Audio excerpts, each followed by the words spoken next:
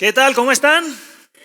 Bien, qué bueno. Hoy estamos cerrando esta serie que me ha encantado compartir, que me ha encantado también escuchar y además escuchar a algunos de ustedes comentar un poco de lo que está significando esta serie Milagros ayer y hoy. Y tengo el privilegio de compartir con ustedes el cierre de esta serie. Espero que lo puedas disfrutar un montón. ¿Has escuchado alguna vez este término, la zona Ricitos de Oro?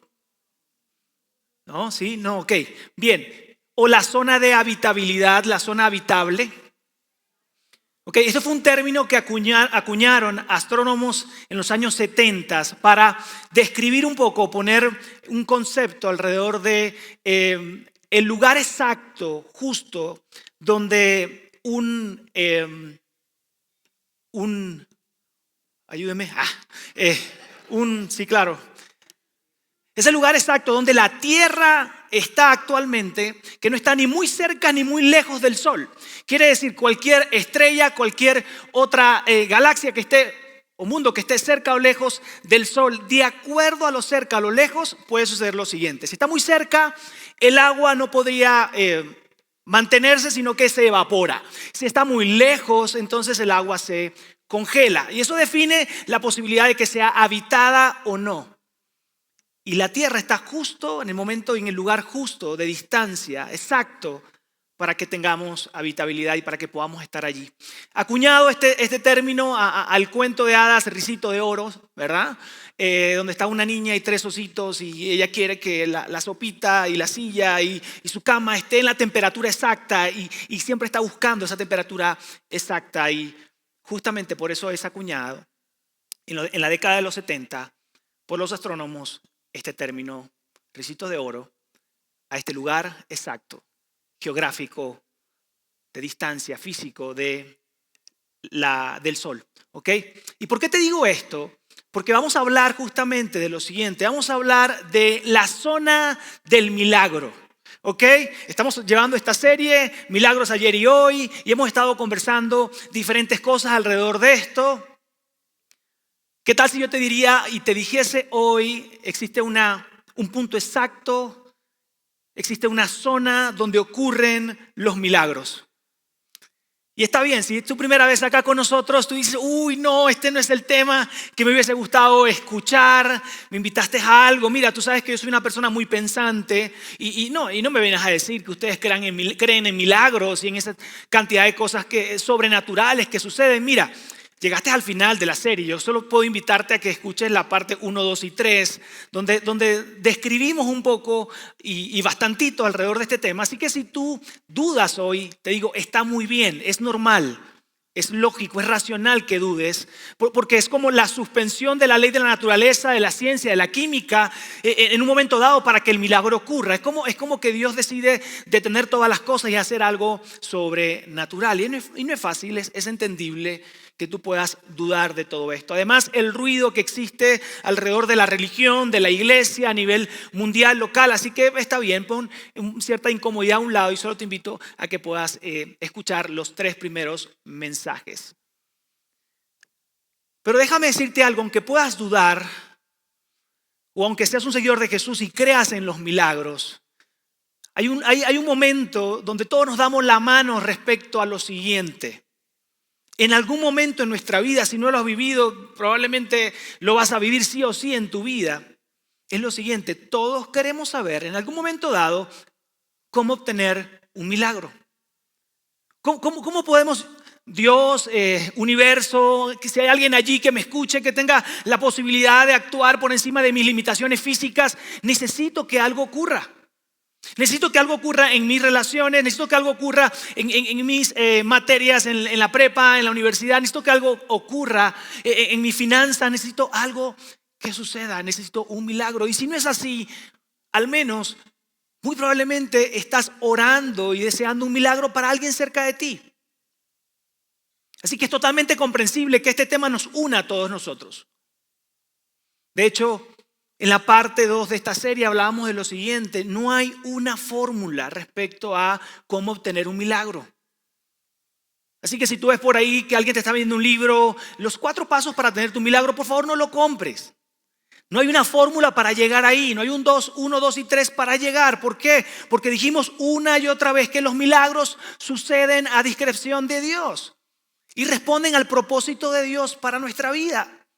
Solo Él se reserva el derecho de hacerlo o no.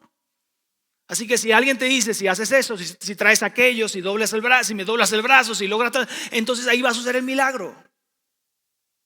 Hablamos extensamente en la parte 2 alrededor de esto y dijimos, hey, no, los milagros están sujetos al propósito de Dios y el plan de Dios para nuestra vida, lo entendamos o no.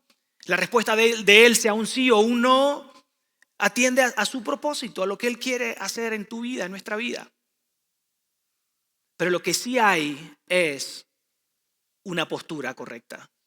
No hay una fórmula para llegar al milagro, pero lo que hoy te vengo a decir es que sí hay una postura correcta, una postura que tú y yo podemos abrazar y tener para que la posibilidad y la probabilidad de que un milagro suceda en nuestras vidas. Hay una manera de ponernos en esa zona donde ocurren los milagros. Y en la parte 3, incluso en la parte 2 hablábamos de esto. Jesús lo modeló. Jesús modeló la manera correcta de enfrentar esa necesidad apremiante que tenemos de Dios. No puedo hacer tal cosa. Y Él modeló esa forma de nosotros hacer esa oración y pedir a nuestro Padre Celestial que intervenga. Y Él lo dice de esta forma: Dios, hágase tu voluntad y no la mía. Si es posible, pasa de mí esta copa, pero que se haga tu voluntad y no la mía. Y esa es la postura correcta. Podríamos definirlo con esta palabra. Probablemente puede ser raro para ti que no eres de contexto iglesia. Rendición. Ojalá que nunca te haya pasado esto, pero cuando alguien viene con un arma y te roba, ¿verdad? Tú haces esto, ¿cierto? Te rindes y dices lo que quieras. ¿Quieres que baile? ¿Me explico? Tú dices, claro, o sea, yo quiero, no sé si lo que sea. Es ese acto de rendición. De rendirnos a un rey y a los planes de su reino. Y sé que puede ser muy desconectado con nuestra realidad y nuestra democracia, pero es como que yo sé que lo mejor que hay para mi vida está en tus manos y son tus planes y no los míos, por lo tanto me rindo, ¿sabes?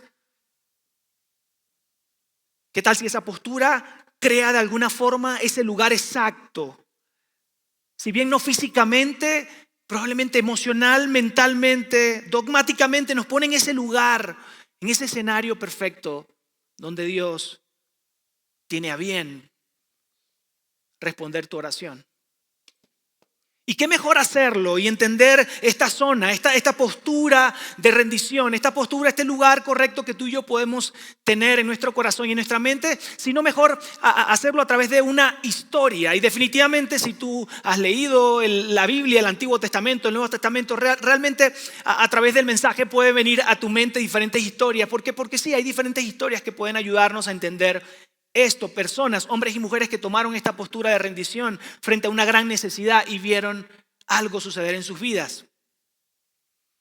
Y yo quiero que tomemos hoy y hablemos hoy, voy a hablarles hoy de una historia, es una gran historia, muy, muy padre esa historia. Creo que nos va a ayudar a abrazar y a sumergirnos en entender qué significa tener esa postura correcta. Y voy a darte solo un adelanto para ya sabes, como dejarte enganchado conmigo, y luego voy a la historia a detalle. La historia se trata acerca de un líder militar que está pasando una gran necesidad. Tiene una gran enfermedad y según ese tiempo las personas no se salvaban de esa enfermedad, sino que morían, y la muerte era, o el deterioro de su vida y sí, de su cuerpo era muy, muy, muy triste, muy doloroso, y terminaba con su propia vida. La historia de este líder militar dice que a pesar de que él estuvo buscando la respuesta y buscó una persona que podía orar por él para traer sanidad, cuando esa persona le da la recomendación o le dice haz esto y esto y aquello, él dice, a ver, esta persona no sabe quién soy. Soy un líder militar arameo que nuestro ejército hoy conquista y domina toda la región con nuestra fuerza militar. ¿Acaso no sabe con quién está tratando? ¿Cómo se le ocurre decirme que haga tal y cual cosa? Es como rebajarme, ¿sabes? No entiende él con quién está hablando. Lo padre es que a tiempo algunas personas a su alrededor de este gran líder le dicen, mira, o sea, por favor, o sea, en Monterrey tiene una expresión muy, muy fea. ¿La digo? No, mejor no. Si la digo, fregado y orgulloso. Fregado y orgulloso el hombre, ¿verdad? Entonces, él dice, a ver, jefe, o sea, si de repente haciendo eso te sanas, no tendría sentido. Y entonces él dice, ok, y se abre y finalmente un milagro sucede. Pero ojo, si él no hubiese soltado esa postura, eso que le estaba evitando ir hacia adelante, él no hubiese logrado, disfrutado de su milagro. El milagro que estaba esperando no hubiese llegado si él no tomase la decisión de cambiar de postura. ¿Por qué les cuento esto? ¿Por qué les cuento rápido, así le adelanto la historia? Porque todo lo demás va a ser contarte a detalle la historia. Por lo siguiente, quédate con esta frase.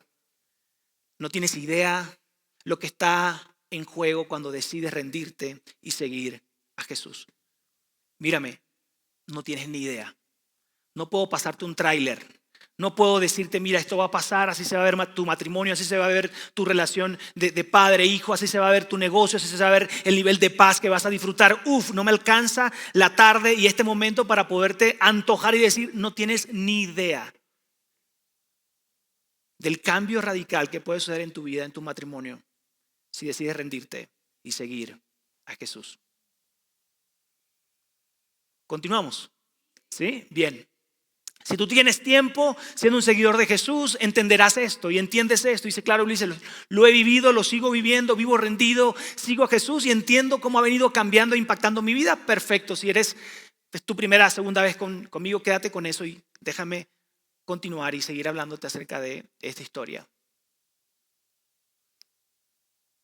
Mira, si hoy estás en medio de ese momento difícil donde estás orando por algo, estás diciendo, tengo probablemente una decisión que tomar, tengo que renunciar a una sociedad, tengo que decirle a alguien gracias, pero no gracias, tengo que terminar una relación, probablemente tienes que darte cuenta o aceptar que no es esa persona con la que estás y que tienes que romper esa relación. Estás entre tomar la decisión de irte a vivir con él o con ella o seguir guardando los principios de la familia. Estás en ese momento donde dices, ¿será que tengo que alzar la voz en mi lugar de trabajo y cobrar venganza? ¿Será que se vale y nadie me ve y hago este negocio que se ve medio bueno, medio malo, pero voy a salir adelante? Y mira, regularmente eso expresa y define un poco las diferentes etapas de nuestra vida, donde entendemos y creemos que nuestra vida se mueve y se define por dos opciones sobre la mesa. Tenemos dos opciones, hacerlo o no hacerlo. Pero yo quiero decirte algo que es mucho más sabio probablemente que tú y yo podamos abrazar, y es lo siguiente: no estás eligiendo entre dos opciones, estás eligiendo una postura. No son dos opciones que tienes enfrente y eso no va a marcar o está marcando el ritmo de tu vida y hacia dónde diriges tu vida, sino realmente estás eligiendo una postura. Una postura que puede hacer toda la diferencia. La primera postura, que puede ser rendirte a Dios, es como Jesús lo enseñó. Dios, que sea tu voluntad y no la mía. Quiero, anhelo, deseo, te ruego por favor, escúchame, responde en esta dirección, pero me someto y sé que tu voluntad es lo mejor para mi vida, ¿vale? Me vas a dar las fuerzas para seguir adelante y seguiré creyendo en ti, seguiré confiado en ti. No depende mi fe, mi fidelidad a ti, mi confianza en ti de que hagas o no hagas esto. Yo sigo firme en ti. Así se ve un poco una postura. Y la otra postura es la postura de la independencia. Creo que si estás acá en esta sala, has vivido lo suficiente para entender dónde nos lleva la postura de la independencia, de ser independientes de que la vida y nuestro contexto solo depende de nosotros, de nuestras decisiones. Algunos lo dirían de esta manera: yo no necesito de nadie, yo me hice solo en esta vida, no necesito de nadie. Quiero que veas bien esto. La postura de rendición es una invitación. Es una invitación a decirle: Dios, quiero que seas parte de mi vida, de mis decisiones, de mis fracasos, de mis momentos de angustia, de mis momentos de dolor, de mis momentos de éxito y de plenitud. Quiero que tú seas parte activa de mi vida, de mis hijos, de mi negocio, de mi todo. Y lo contrario a eso es decir: ¿sabes qué, Dios? Tú bien, todo ok, pero tú mantente lejitos que yo resuelvo mi vida. Ok, sí, de alguna manera te rindo esta parte de mi vida, pero esto nadie lo toca. Eso es un tema que no se toca. No sé, mi orgullo, mis decisiones, probablemente mis malos hábitos, eso no quiero entregarlo. Eso déjamelo a mí. Yo decido por mi propia cuenta. Suena un poco duro, pero realmente tú y yo sabemos que así, en el fondo, eso es lo que está sucediendo. Dios, yo me hago cargo, yo puedo solo. Y quiero que nos sumerjamos en esta historia y lo vamos a hacer a través del libro de Segunda de Reyes. Existe Primera de Reyes y Segunda de Reyes, ambos en su origen eran un solo libro y es un libro extraordinario. Comienza con la institución, digamos, o la bendición de Salomón como nuevo rey y un David que está muriendo, falleciendo, y luego emocionantemente Salomón construye el gran templo, pero después de la construcción del gran templo vienen reyes que deciden mal y peor y peor y peor, y la nación se va a una desgracia y termina siendo exiliada y terminan viviendo en Babilonia por más de 40 años. Entonces estos dos libros son extraordinarios, pero en medio de esa gran historia que rápidamente te dije cómo inicia y cómo termina, eso ocurrió más o menos en el siglo 9 antes de Cristo. Sucede una gran historia, es la historia que hoy quiero mostrarte. Y dice así: Naamán, comandante del ejército del rey de Aram, continúa, era un hombre de mucho prestigio y gozaba del favor de su rey, porque, continúa, por medio de él el Señor había dado victorias a su país. Era un gran hombre, era una persona que caminaba por las calles de esa gran ciudad y la gente lo veía y lo reconocía. De hecho, me imagino que no caminaba solo, siempre con un séquito de gente alrededor de él, ¿verdad? Y era un gran hombre. Esta ciudad y este gobierno era una nación militar poderosa en ese contexto. No era cualquier persona. Dice que hizo grandes cosas, ganó grandes batallas porque el Señor estaba con él. Luego dice lo siguiente: era un soldado valiente, pero tenía una enfermedad en la piel. Tenía lepra.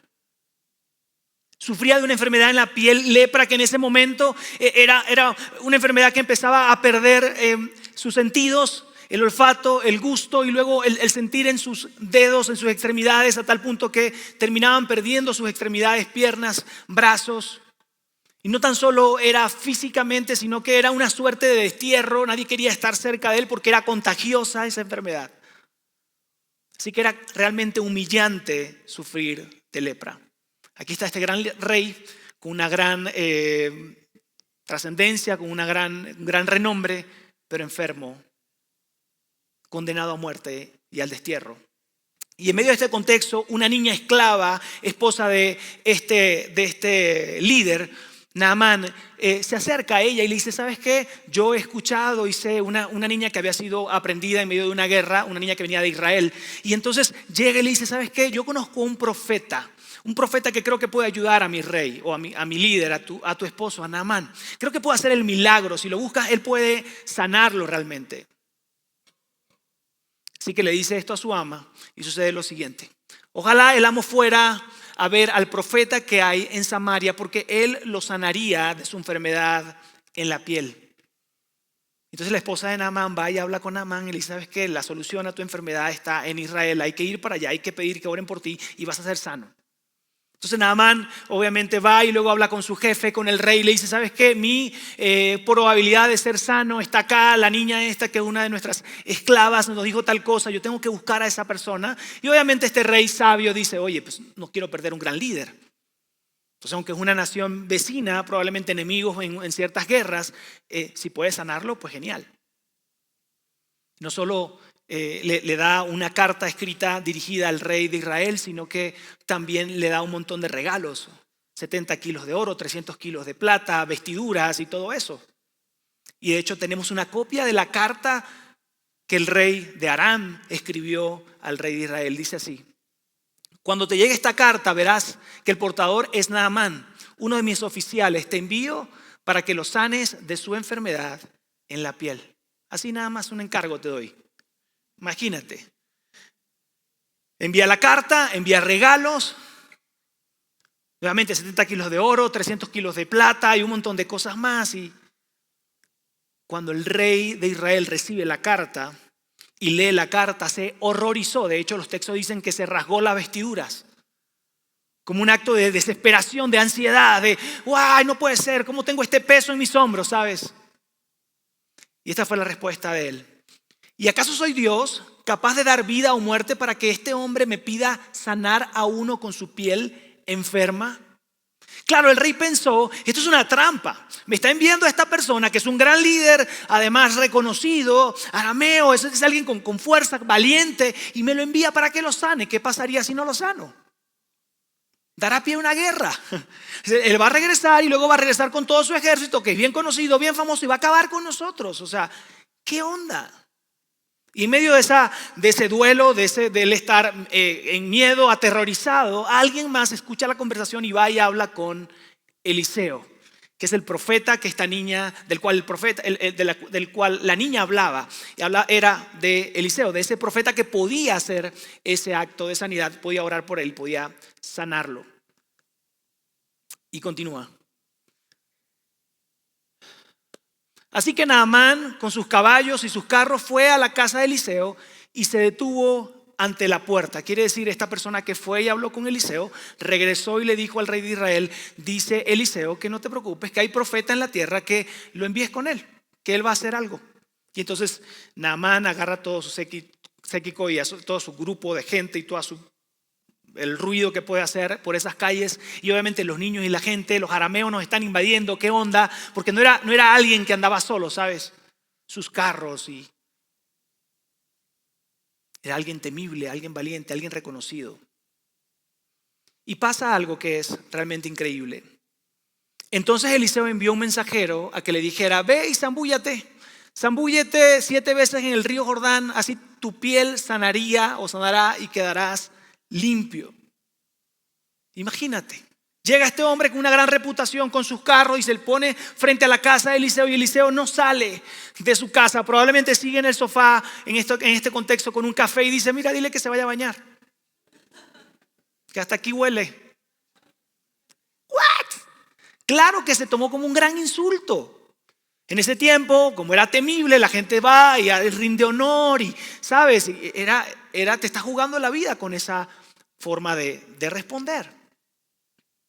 Naamán súper enojado, con su orgullo pisoteado, su renombre bofeteado. O sea, dice, ¿qué onda? ¿Qué le pasa a este hombre? ¿No sabe quién soy yo? ¿Cómo me trata así? Y es que Naamán tenía ya una idea, una expectativa de cómo se veía ese escenario. Hay una frase, una canción, no recuerdo, en Venezuela, que decía, ¿te pareces tanto a mí? O es una canción, creo.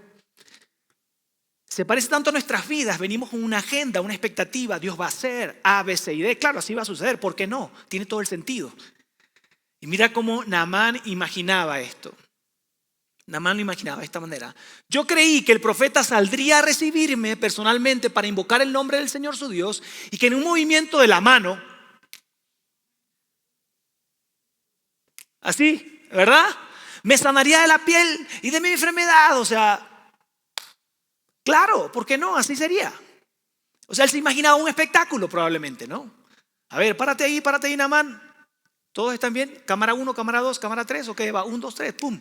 O sea, él se imaginaba un espectáculo, así va a ser. Claro, no soy digno de un espectáculo y de que los guiones, ¿verdad?, sucedan tal como él los escribió. Yo quiero que hagamos una pequeña pausa aquí durante este mensaje. Nuevamente, te pareces tanto a mí. Esto puede parecerse tanto a nuestra historia, a nuestra vida. Este momento de la historia de Naamán se puede conectar tantas veces con nuestra propia vida, amigos. En esos momentos donde tú y yo nos preguntamos y le decimos a Dios, Dios, ¿neta quieres que haga esto? ¿En serio quieres que perdone? ¿En serio quieres que olvide esta falla de esta persona? ¿En serio quieres que vaya en esa dirección? ¿En serio quieres que no sé, deje mi renombre, mis títulos a un lado? ¿Neta? Dios, ¿tú quieres que yo haga esto? ¿Cuántos momentos en nuestra vida han existido o llegarán donde nos encontramos allí entre nuestro deseo, nuestro anhelo, lo que creemos que es lo mejor. Y de repente Dios hablando a nuestra vida a través de un mensaje como esto, a través de un tiempo de oración, diciéndote, quiero que hagas tal cosa, quiero que seas valiente. Hay un texto que me encanta en algún momento en mi vida, que yo, claro, un poco más joven, ¿verdad? Todo era valentía, todo era vigor, todo era, ¿sabes? Y luego leo un texto que dice, es mejor obediencia que valentía.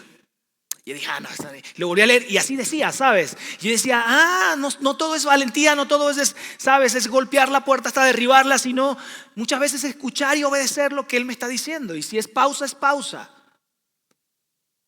Y recuerdo específicamente un momento en nuestras vidas. Estábamos en la ciudad de Monterrey, habíamos recorrido todo un proceso de selección, estábamos recién llegados al país, buscando un mejor futuro, un mejor mañana, y sale una gran oportunidad y terminamos de un proceso de 4 a 6 meses de selección y termino siendo seleccionado para ser director de un centro de entrenamiento para empresas de la UDEM. Entonces era el empleo de mi vida, ¿sabes? O sea, era mucho más de lo que yo podía alcanzar a esperar. Era asegurar un futuro y un comienzo bastante interesante en esta ciudad. Pero la respuesta a esa solicitud y a ese proceso llega un poco tarde, y hago comillas un poco tarde porque ya te lo voy a explicar. Un poco tarde porque un día antes había recibido la invitación de un pastor con quien trabajaba o con quien servía para que trabajara en la iglesia a tiempo completo. Y esta decisión se da como una respuesta de algo que se viene moviendo en nuestro interior, en nuestras conversaciones internas, diciendo, creo que podemos desgastar nuestra vida, creo que vale la pena desgastar nuestra vida por nuestro Rey Jesús, creo que vale la pena desgastarse la vida por el Evangelio, creo que vale la pena desgastarse la vida porque otros vivan con esperanza, con salvación. Creo que vale la pena. Y respondimos que sí. Cuando llega esta conversación en esta universidad y tengo que mirar a los ojos a esta persona y decirle, mira, ¿sabes qué? Gracias, pero ya hace un par de días, un día, inicié en otra organización y quería solo darte las gracias. Para nosotros fue claro lo siguiente, no es la primera vez ni será la última, pero yo te he llamado, y lo sentíamos de parte de Dios, los he llamado a moverse no por oportunidades, sino por propósito. Y esto es un ejemplo de eso. Es una gran oportunidad, pero te aleja de tu propósito. Elige tú. Y entendimos mi esposa y yo que propósito era la manera en la cual queremos vivir y que eso defina nuestra historia. Fue una lucha totalmente. Oramos, rogamos, Sara me agarró porque me iba a tirar de un segundo piso. Yo sé, ¿por qué me pones esto en mis manos, Dios? ¡Ay! Y le daba a la pared y dice, no puede ser que estemos en medio de esto. Una gran oportunidad. O decirle sí al propósito. Y yo quiero verte a ti y decirte, ¿con qué estás luchando? ¿Cuál es esa decisión que tienes enfrente? ¿Cuál es esa decisión que tienes que tomar? Que se ve y se siente como una lucha entre lo que tú quisieras hacer por tu propia fuerza y ser valiente y destruir, ir hacia adelante, o quizás lo que sientes de parte de Dios que te está hablando. Probablemente guarda silencio, probablemente ve y reconcilia, probablemente sea un conciliador en la relación, probablemente, aunque esto se vea grande, yo te estoy invitando a que hagas tal cosa. Una decisión que tiene que ver con amistades, una decisión frente a ti que tiene que ver con sexualidad. Una decisión que tiene que ver con integridad, honestidad, con dejar una huella en tu trabajo, alrededor de tus colaboradores. ¿Qué tienes enfrente? Frente a esta oración y a este momento que tú puedas estar pasando, mi recomendación es, elige la postura de rendición. Elige la postura de rendición. Quédate en la zona donde los milagros suceden. Quédate en la zona donde este proceso se convierte en un punto de quiebre para cambiar tu vida por siempre. Quédate en esa zona.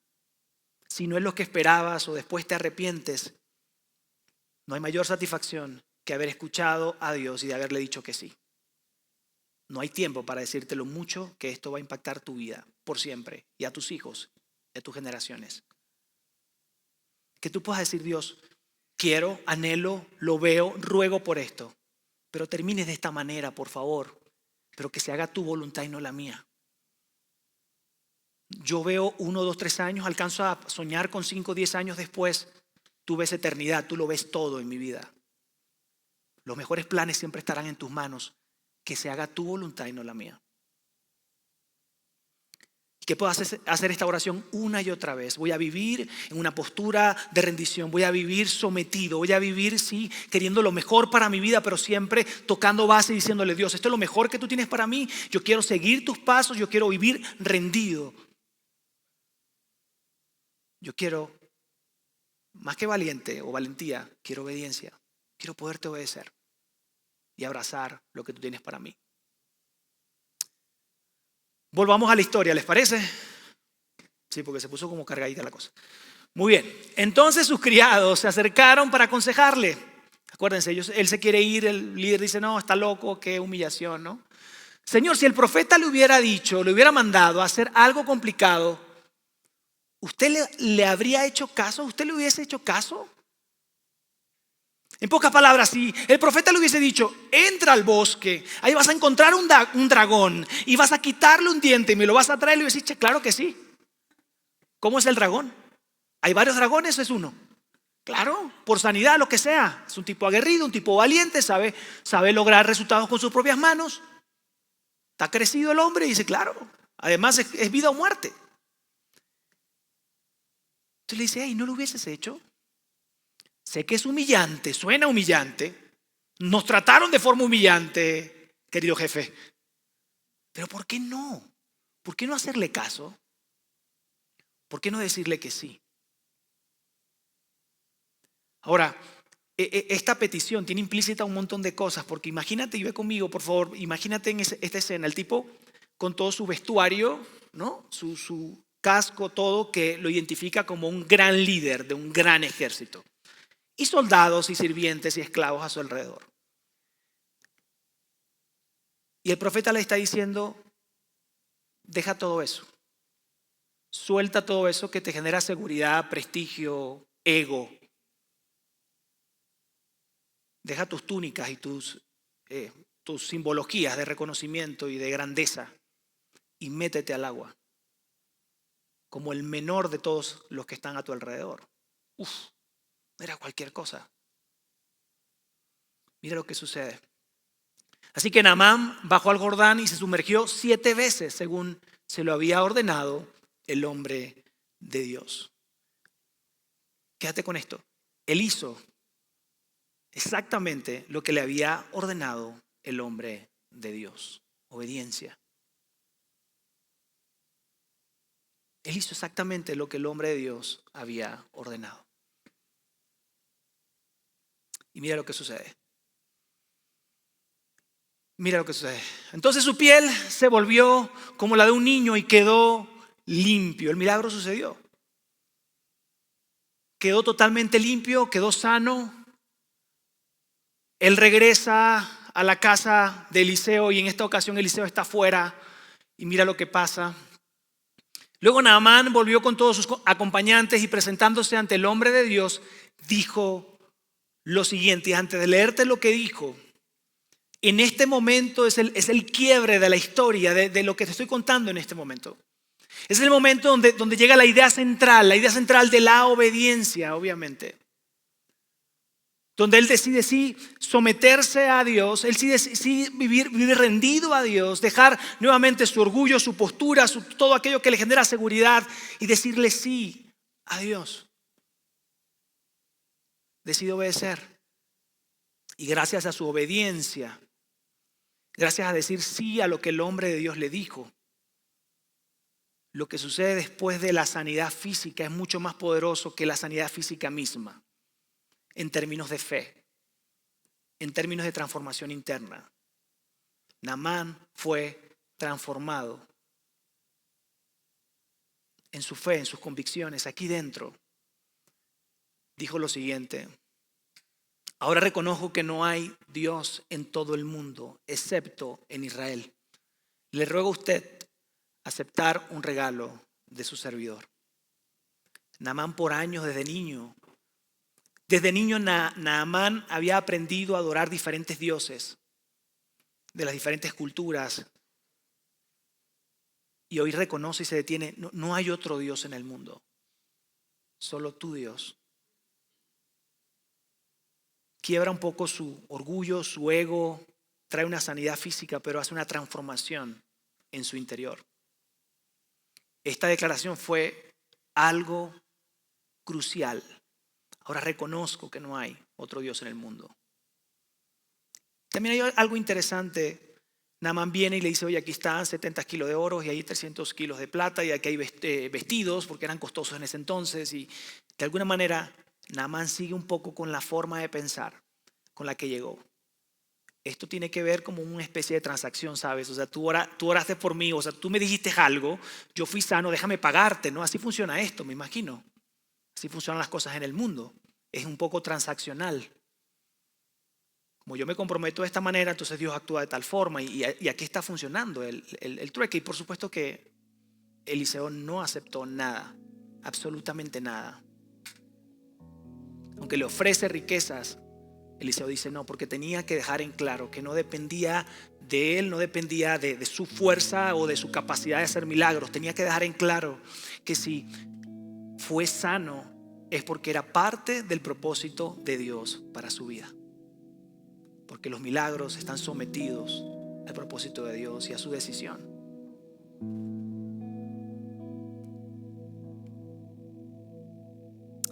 Y Naamán le pidió algo más a Eliseo. Dice así. Entonces Naamán le dijo, está bien, pero permíteme por favor cargar 2 de mis mulas con tierra de este lugar y la llevaré a mi casa.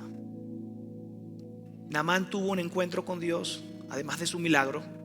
Reconoce a Dios como el único, pero además quiere garantizar transformación a largo plazo. Y dice, en ese entonces, cuando tú adorabas a un Dios, lo adorabas en cierto territorio, en cierto lugar. Cuando tú adorabas a un Dios en Israel o en otro lugar, en Siria, donde estuvieses, entonces cuando tú te postrabas y adorabas, se suponía que los dioses estaban sujetos a la territorialidad. Y por eso Naamán dice, mira, quiero asegurarme de no pecar contra el único Dios. Quiero asegurarme de que mi vida se vea derramada frente a este Dios. Por lo tanto, déjame cargar sacos de arena y llevarlo y poner como mi lugar santo, ¿sabes? Mi zona de milagros, donde yo puedo poner esta cosa acá. Y no importa que esté frente a otra cultura, frente a otro gobierno, incluso está padrísimo, el texto dice que incluso cuando mi rey me obligue a adorar a otros dioses, por favor, yo quiero que tú sepas que lo voy a hacer obligado, porque solo estoy decidido a vivir rendido a este Dios. Y entonces voy a crear mi cúpula, ¿sabes? La arena, para recordar que cuando esté orando, asegurarme, cuando esté orando y cuando esté rendido, lo esté haciendo frente a Dios, a tu Dios. Naamán buscaba sanidad, pero encontró algo mucho más grande. Tuvo un encuentro con Dios. Tuvo un encuentro con el creador de todo. Amigos, recordemos lo siguiente. La zona del milagro. Te voy a poner una especie de resumen en pantalla para que tú puedas tomar una foto. Recuerda lo siguiente. La zona del milagro es tener la postura de obediencia y rendición a Dios. Esa es tu zona del milagro.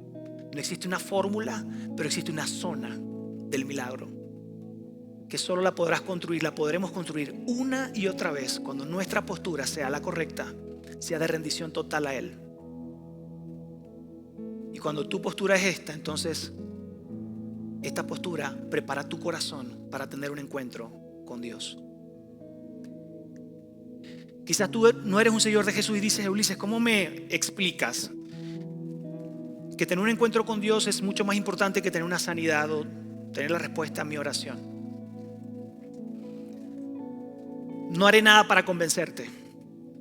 Solo quiero mirarte a los ojos y asegurarte que lo que tu vida y tu alma realmente necesita es tener un encuentro con Dios. Porque cuando cada hombre y mujer en la historia ha tenido un encuentro con Dios, su vida ha sido transformada, su historia ha cambiado, su familia y su mundo ha sido impactado. Yo sé que lo físico duele, es palpable, quieres la respuesta.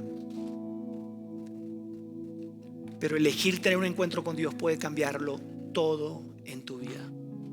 Puedes experimentar la paz que el mundo no te puede dar. Puedes vivir con esperanza a pesar de diferentes situaciones. Puedes ser luz en medio de las tinieblas.